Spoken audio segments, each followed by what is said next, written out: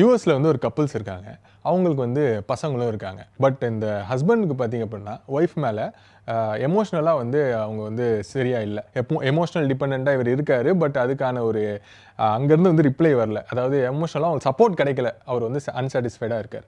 இவர் என்ன பண்ண ஆரம்பிக்கிறாரு, ஒரு ஏஐ கேர்ள் ஃபிரெண்ட் கூட பேச ஆரம்பிக்கிறாரு. சப்ஸ்கிரிப்ஷன் பண்ணி அதில வந்து லெவல்ஸ்ன்றது இருக்கு. லெவல் 1லேருந்து லெவல் 100 வரைக்கும் இருக்கு. அதுக்கு மேலேயும் வந்து லெவல்ஸ் இருக்கு. இந்த லெவல்ஸ்லாம் வந்து பார்த்தீங்கன்னா, எவ்வளோக்கு எவ்வளோ டீப்பா உள்ள போறோம். Personal stories.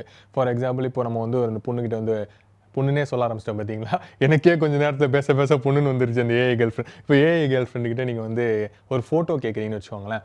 எந்த அளவுக்கு டீப்பா போகுது அப்படின்னு பார்த்தீங்கன்னா, பொதுவா வந்து இப்போ ஒரு பசங்க பொண்ணுகிட்ட பேசுறாங்கன்னா, "ஏய் நீ இன்னைக்கு என்ன ட்ரெஸ் போட்டுருக்க? செல்ஃபி எடுத்து அனுப்பேன். இப்ப நீ எங்க இருக்க? அங்கேருந்து செல்ஃபி எடுத்து அனுப்பேன்." இந்த மாரிலாம் வந்து கேட்டு நீங்க பார்த்துருந்துருப்பீங்க இல்லையா? ஸோ அந்த மாரி கேட்கும்போது, அந்த ஏஐ என்ன பண்ணுது பார்த்தீங்கன்னா, உங்கள சாட்டிஸ்ஃபை பண்ற அளவுக்கு அது வந்து செல்ஃபி எடுத்து அனுப்புது. அது வந்து ரொம்ப டீப்பா, எக்ஸ்ட்ரீமா போற அளவுக்கு கூட அதால வந்து ஃபோட்டோஸ் எடுத்து அனுப்ப முடியும். ஸோ இப்படிப்பட்ட ஒரு ரிலேஷன்ஷிப்ல என்ன பண்றாருன்னு பார்த்தீங்கன்னா, இவர் வந்து இந்த கப்புள்ல இந்த ஹஸ்பண்ட் வந்து பார்த்தீங்கன்னா, ரொம்ப டீப்பா இறங்கிட்டார். அவர் பாட்டுல வந்து பேச ஆரம்பிச்சாரு. அவர் ரொம்ப திருப்தியா இருக்கு.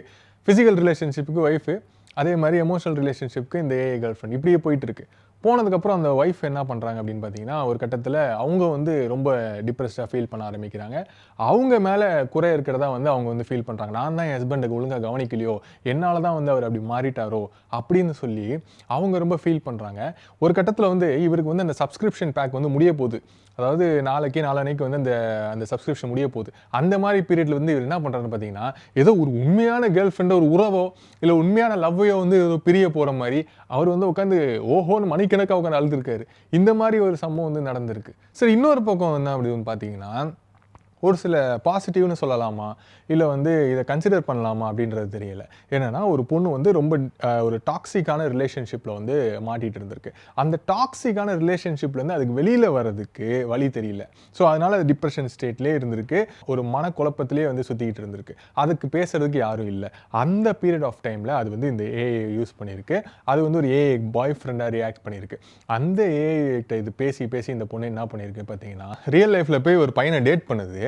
அவன் அந்த பையன் கூட பழகுது, பேசுது, எல்லாமே போகுது. ஆனா திருப்பி வந்து அதோடைய உள்ளுணர்ச்சிகள், எமோஷனல் சப்போர்ட் இதுக்கு வந்து என்ன பண்ணுது, அந்த திரும்பி அந்த சாட் பாட் கிட்ட போகுது. அது வந்து இந்த பொண்ணுக்கு ஏத்த மாரி பேசுது. ஸோ இதுதான் வந்து ஒருத்தருக்கு ஒருத்தர் என்ன சொல்றது, ஒரு ஃபேக்கான ஒரு டிபெண்டன்ட்டான ஒரு உறவு அப்படின்னு வந்து சொல்லலாம்.